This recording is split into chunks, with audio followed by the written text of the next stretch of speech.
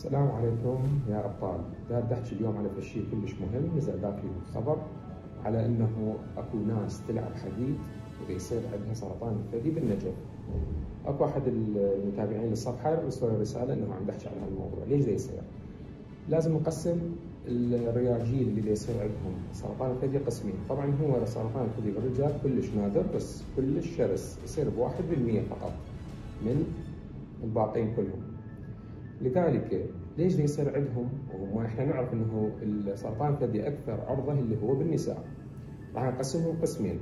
الرجال السماني او اللي وزنه زايد، ليش يصير عنده سرطان الثدي؟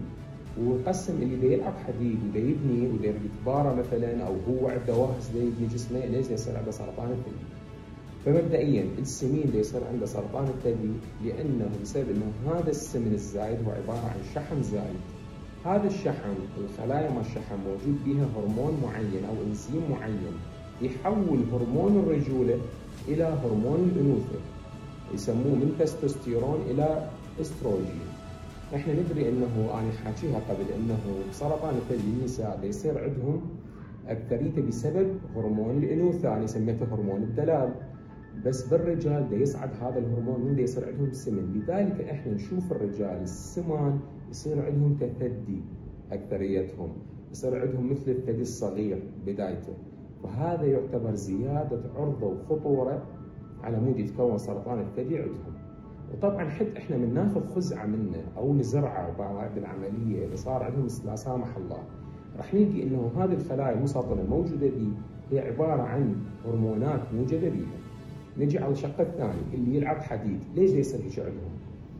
راح نربطها اذا كان ياخذ هرمونات اللي هي هرمون النمو، هرمون التستوستيرون، واكو هرمون اسمه الهرمون المشابه للانسولين، يعني يشتغل نفس شغل الانسولين مال جسمنا.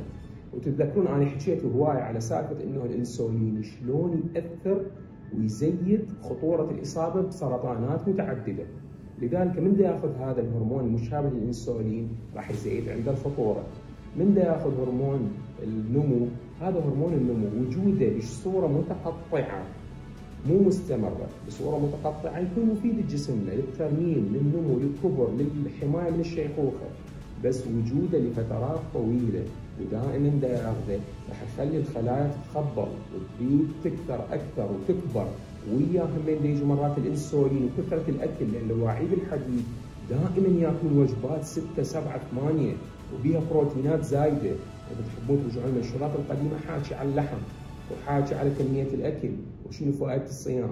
هي المشكله لانه يريدون يوصلون الفتره مال بناء جسمهم باسرع وقت، وهذا هو الغلط اللي عندنا الموجود.